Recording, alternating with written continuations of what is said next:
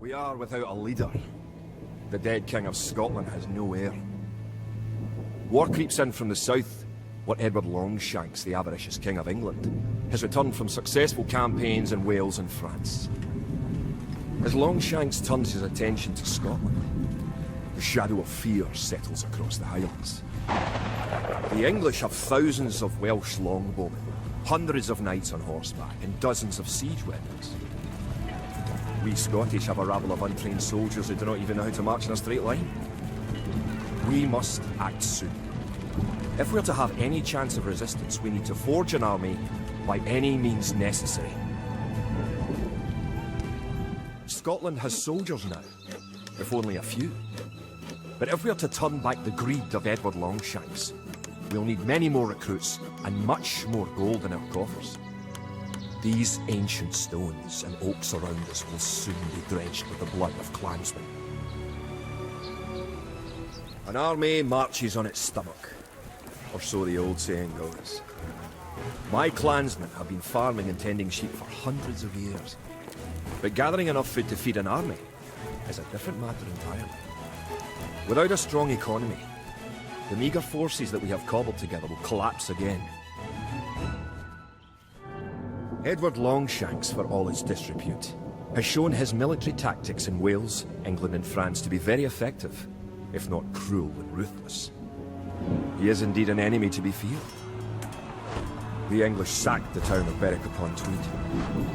With that I could call it a battle, but it was truly more of a massacre. Unless we organise our army, there will be more massacres to follow. I pray that we can be ready when Longshanks comes. In villages throughout the Highlands, there is grim talk of skirmishes between Scotland and England. We lost the town of Dunbar this week. Scottish defenders broke ranks and fled.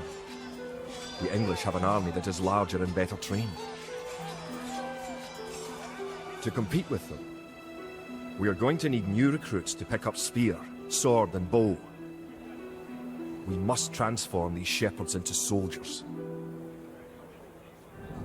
Now that we have militias stationed across the border, the English have slowed their raids. But facing Longshanks' army will be another matter. The wicked English king is yet to bring his famous longbows to bear. Our militias can only get us so far. We're going to need more advanced weapons. Rumours creep in from the south of a giant who leads the forces of Scotland. His great sword driving through earth, man and horse alike. If this mythical knight can stall the English advance, it will give us time to develop the arms we need. Even now our smiths are forging swords and fletchers are crafting arrows and crossbow bolts. Longshanks has invaded, stormed and sacked the city of Perth. Worse, he has captured the fabled Stone of Scone and declared himself King of Scotland. If we cannot bring about a victory in battle soon, the Scottish armies will be too demoralised to put up any fight at all. If this mythical Scottish giant does exist, I wish that he would bring his forces up to Stirling, where we shall next do battle. The time for minor skirmishes is over. We now prepare for war. The villain Longshanks is poised to cross the River Forth and threaten the town of Stirling with a force of men-at-arms, heavy cavalry and a multitude of archers. Our newly forged army marches southward to establish our own base and attack the English before they can ready their troops. Stirling was our first great victory. Even as we held the coastline, word arrived that Stirling Bridge had been held by a force of Scots led by the mythical knight of whom so many have spoken. Now we know his name. Sir William Wallace, the bane of the English. Edward Longshanks names Wallace a traitor and a criminal. Sir William replies he cannot be a traitor, for he never swore fealty to an English king. With Wallace leading our armies, The men fight with renewed vigour. Perhaps the tide of our misfortunes is about to turn. Our coffers were depleted at the Battle of Stirling. So we need to strengthen our economy once again before pushing south into lands held by the English. We need to construct a market and establish trade routes to the villages of friendly clans. Local legends speak of 3 sacred relics hidden south of Stirling. Acquiring these artefacts for Wallace's army will be a great boost to Scottish morale. With the 3 relics locked away safely in Scottish churches, men murmur that we are blessed by the heavens. Our army now stands a chance as we prepare for the final clash with the English. Scotland now has archers and knights of our own with which to move longshots. We march south to Falkirk, where we will join with the army of William Wallace and plan our combined attack on the English castle. The only way that we can hold the boggy lowlands around Falkirk is to build a castle and as many walls as we can construct in a short time. These fortifications will serve to protect our capital as we construct siege weapons with which to assault the English castle. Once the castle is constructed, Wallace himself has sworn to join our forces. Together, we will attack Longshanks and his English troops. It looked certain that we would be defeated at Falkirk. Yet somehow, though outnumbered and outranged by English longbows, we were victorious. The English castle was torn down, and a Scottish one shall be built in its place. William Wallace has shown us the path to victory. Although he is but one man, he inspires great deeds in others. Many of the Scottish knights and lords have drawn their swords with his. Wallace's own sword is a 5.5-foot beast, forged of course in Scotland. He has sworn not to rest until his sword finds the neck of Edward Longshanks. The struggle will continue, but we have learned the ways of war. Now, it is the English who will go through fear. Oh, enough. You have troubled me for 3 blocks now, stranger. If you agree to cease this dogged pursuit and leave me to my lamentations, then I will answer your relentless questions.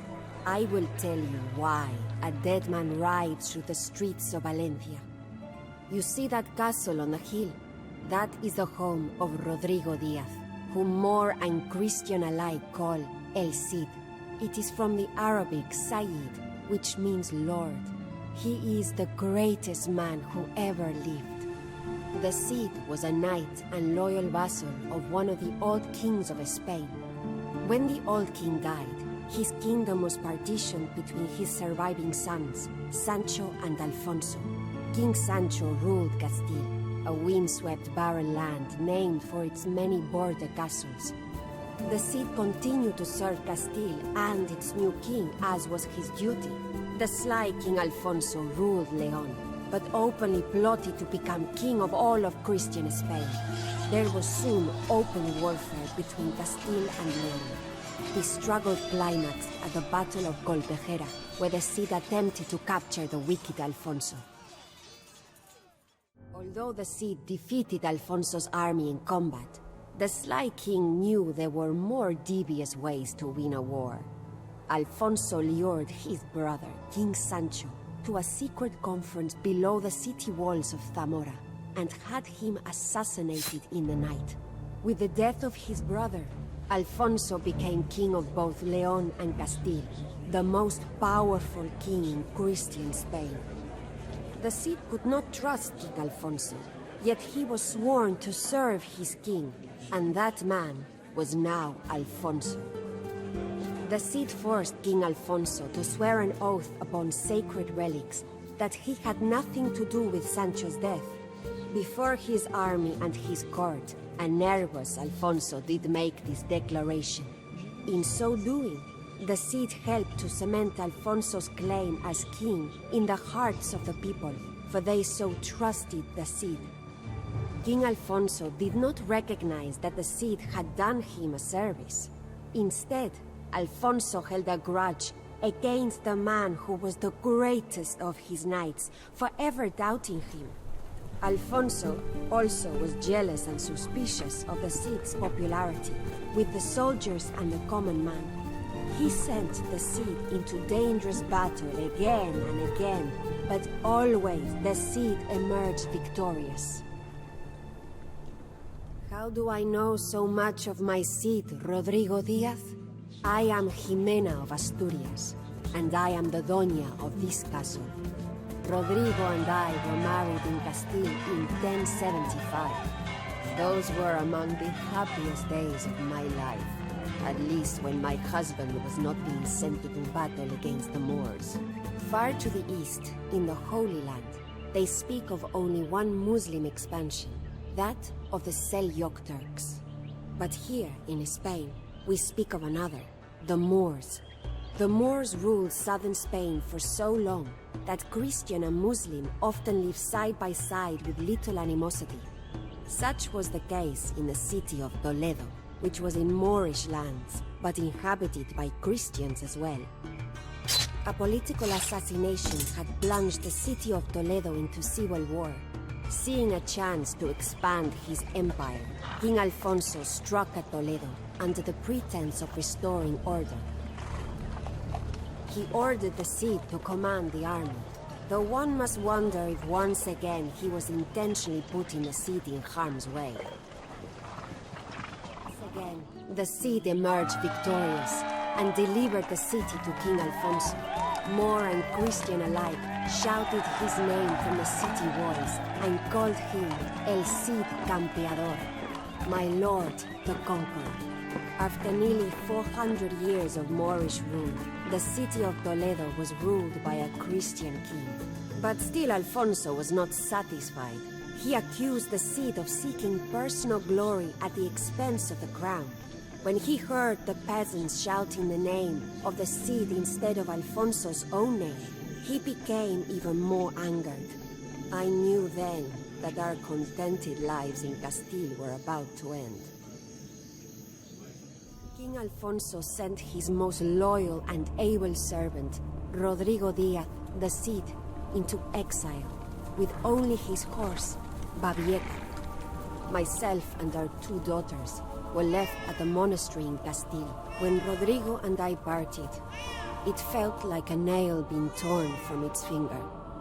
Rodrigo rode alone into the Castilian winter. He was not alone for long. Everywhere the Cid went, mercenaries and soldiers were eager to follow. Soon, he had a small army of his own. But the Cid was not content to wander the wilds of Castile forever. He needed a castle and a lord to serve. These two he found in the most unlikely of places. Motamid, Lord of Zaragoza, was a gifted leader of men, but like many of the Moors, he was also a poet and artist. The cultural achievements of the Moors made the rest of Europe seem barbaric in comparison. As the Cid parleyed with Lord Motamid in his sumptuous palace, he feasted on meals that came floating down an indoor stream. Motamid bestowed rich gifts on the Cid and made him a wealthy man. But the Cid, ever the loyal servant of Castile, convinced Motamid to ratify a treaty, making Zaragoza part of Castile. The Cid never fought openly against King Alfonso, though he did make enemies with Count Berenguer and other Spanish lords who wanted only tributes of gold from the Moors and were not interested in making alliances with them. Count Berenguer would remain the Cid's enemy for many years.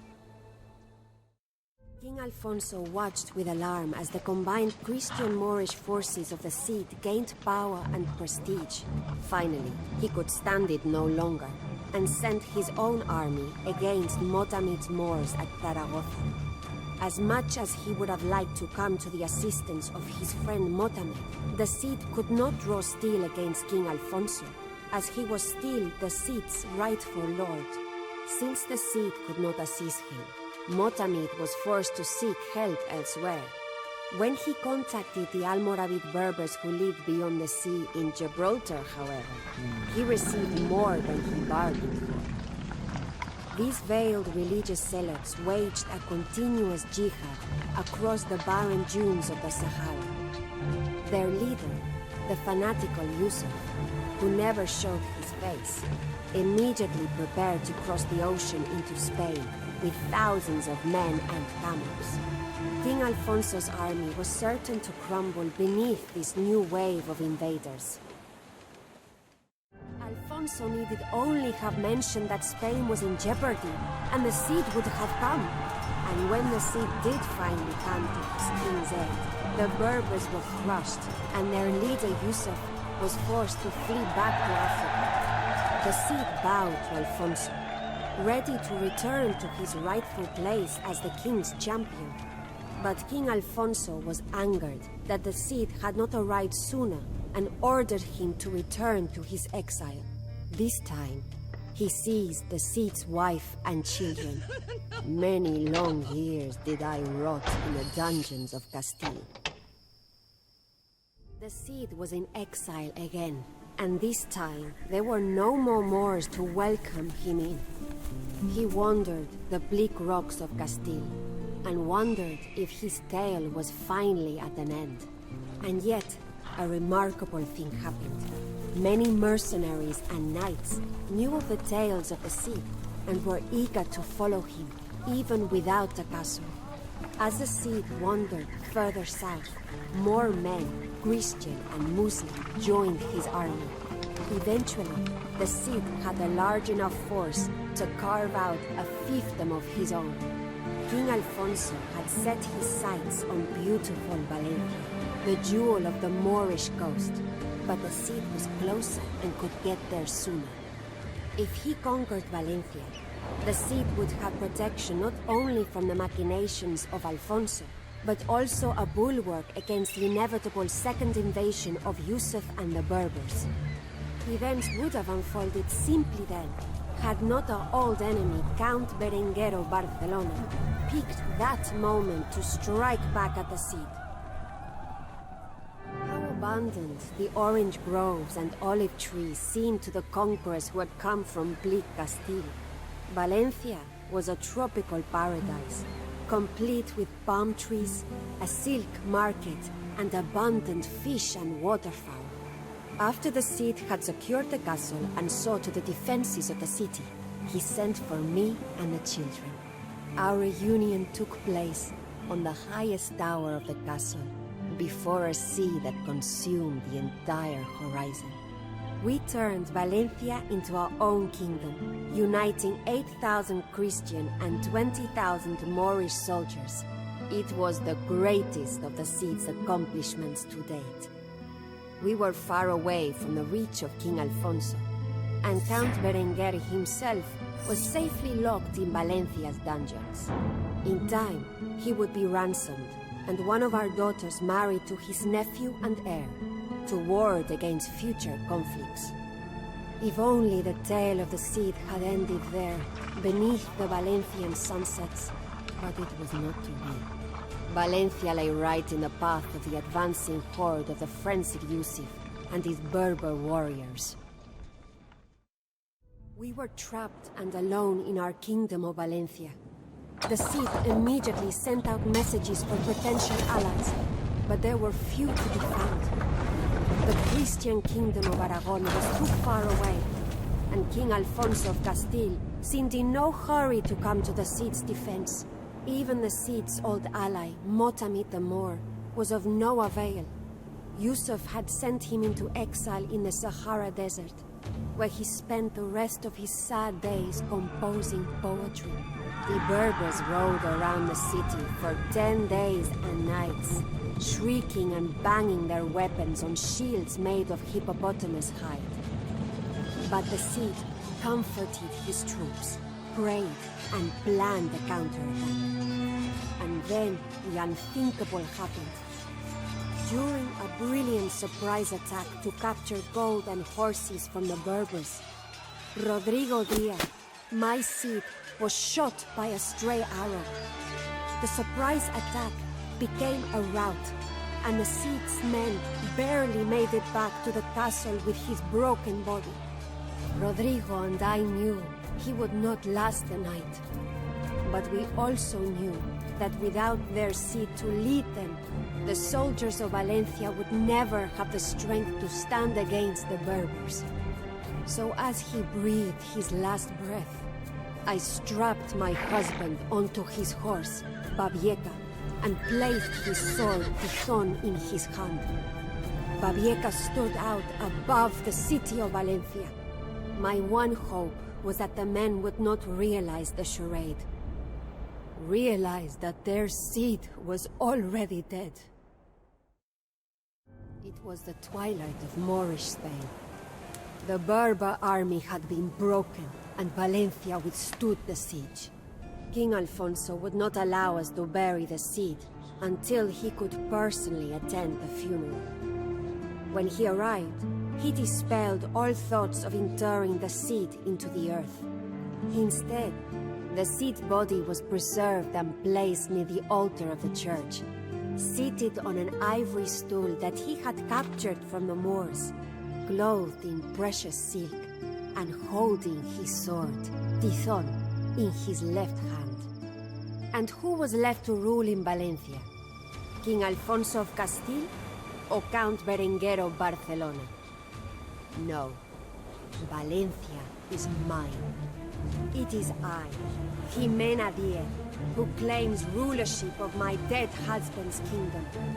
And if the Berbers return to Valencia, it is I whom they shall find commanding the soldiers of Rodrigo Diez, el Cid Campeador.